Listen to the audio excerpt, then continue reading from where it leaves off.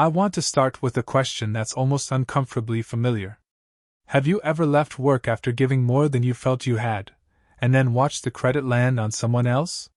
Have you watched a person who contributes less, prepares less, or simply performs louder move forward while you keep absorbing the weight of responsibility? Have you ever sat in the stillness afterward, maybe in the car, maybe in your room, and heard your own mind asking, almost against your will, am I wasting my time? Does anyone actually notice? Would it be easier if I stopped caring?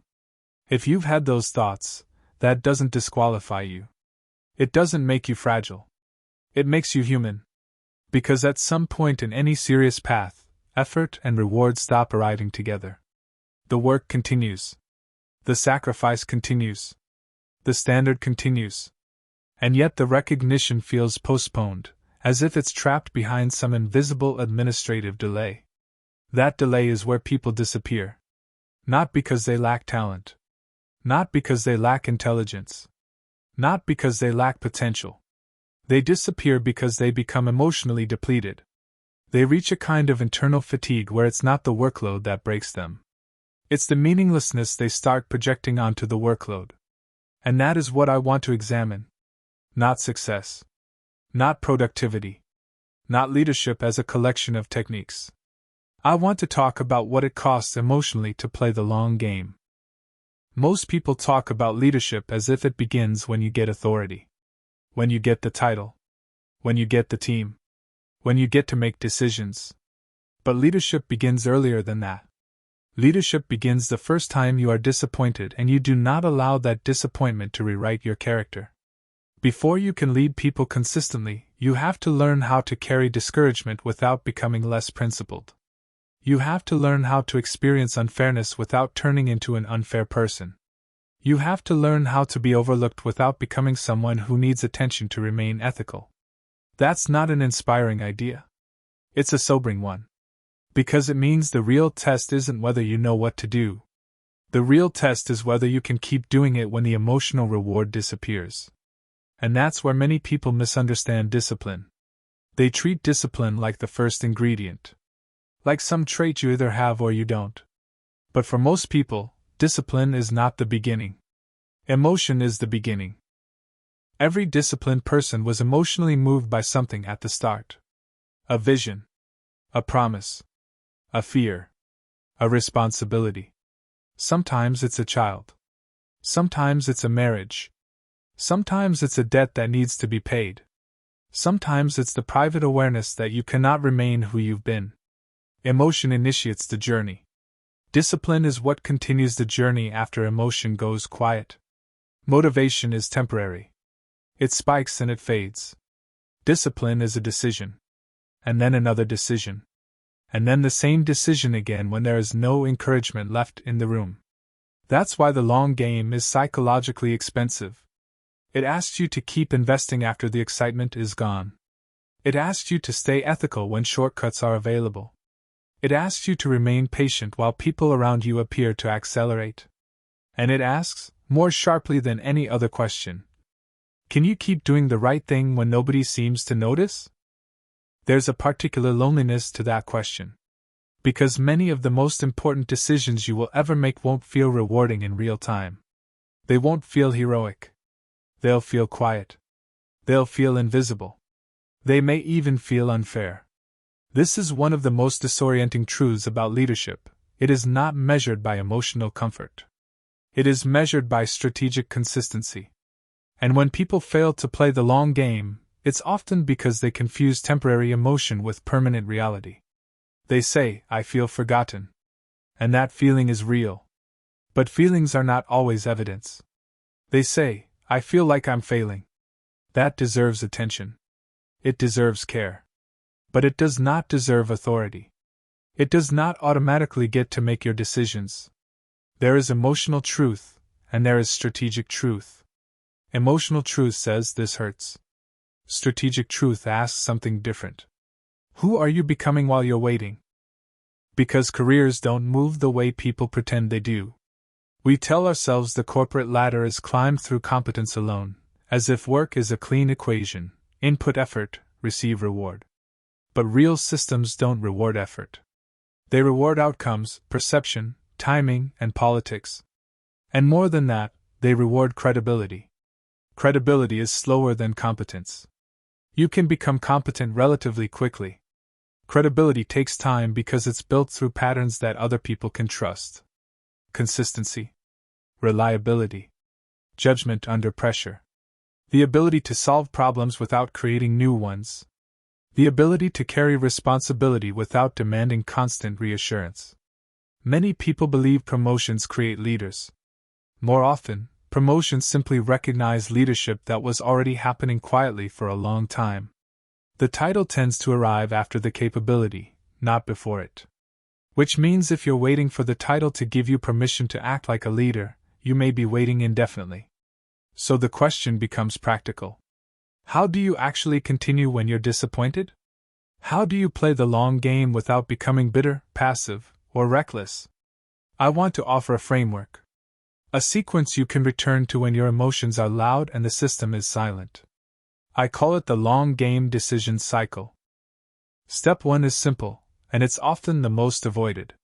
Name what you're feeling. Not to dramatize it. Not to perform it. Just to acknowledge it with precision. If you're disappointed, say that. If you're frustrated, say that. If you're discouraged, say that. The mistake is thinking that suppression is strength. Suppression is usually just confusion that you've pushed underground. Honesty is not weakness.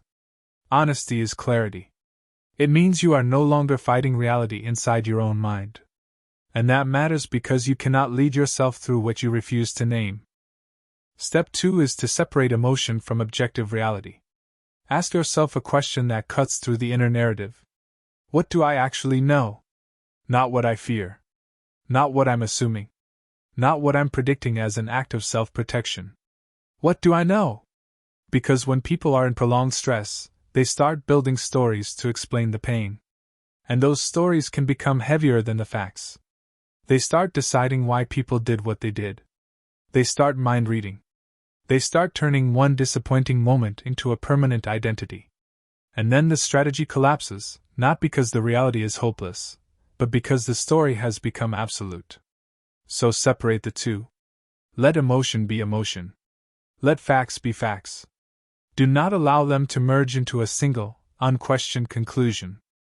Step 3 is to identify what remains under your control. This sounds obvious until you notice how rarely people actually live it. You cannot control office politics. You cannot control another person's opinion. You cannot control when recognition arrives. You cannot control whether someone with less substance but more visibility moves ahead. But you can control your preparation. You can control your professionalism. You can control how you manage relationships. You can control your integrity. You can control consistency. You can control your attitude. You can control execution. This is not a small point. Energy spent trying to gain authority over uncontrollable variables is energy stolen from the few variables that actually shape your future. And the long game is often won by people who take that energy back.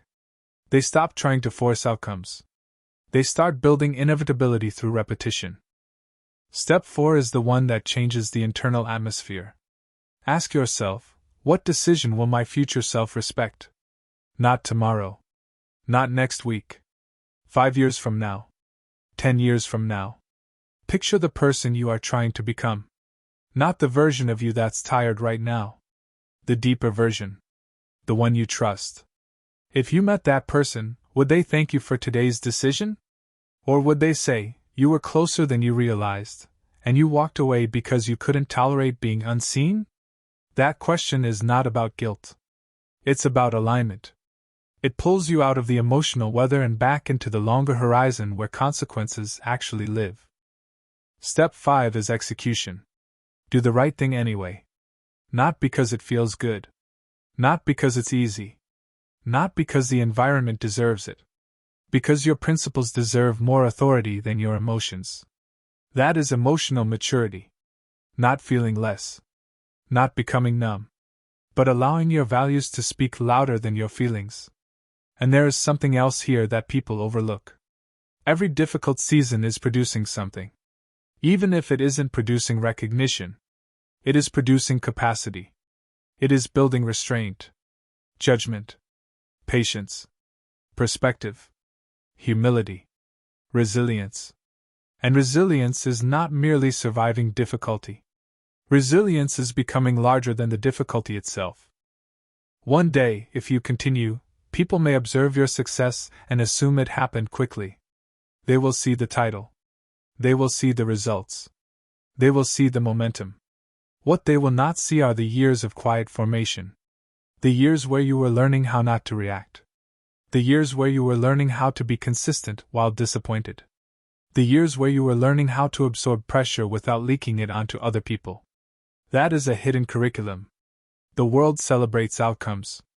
Leadership is usually built in private. So if you are climbing, don't measure your progress only by promotions. Measure it by your increasing ability to remain principled under pressure. Measure it by your reputation. Measure it by the trust you've built. Measure it by the problems people reliably bring to you. These are the investments that compound. And if the title eventually follows, it will feel earned in a deeper way. And if it doesn't, the capability you built will still create leverage elsewhere. Nothing invested in character is wasted. I want to end where we started. Maybe today wasn't your day. Maybe someone else received the opportunity. Maybe your work still feels invisible. Maybe you're asking, in a quiet, exhausted way, whether the sacrifice is worth it. Remember this. The long game isn't difficult only because it takes time. It's difficult because time asks questions your emotions cannot answer. It asks whether your principles still matter when nobody is applauding. It asks whether your integrity still matters when shortcuts become available. It asks whether your purpose still matters when progress becomes invisible. The people who eventually lead are rarely the people who never struggled. They are the people who decided, repeatedly, that their character would outlast their circumstances. So don't interpret today's silence as failure. Don't mistake delayed recognition for a lack of value. And don't allow temporary disappointment to convince you to abandon a permanent mission. Play the long game. One principled decision. One disciplined action. One ordinary day at a time. Because the future is rarely built through dramatic moments. It's built through quiet decisions that compound until, one day, the world notices what you've been becoming all along.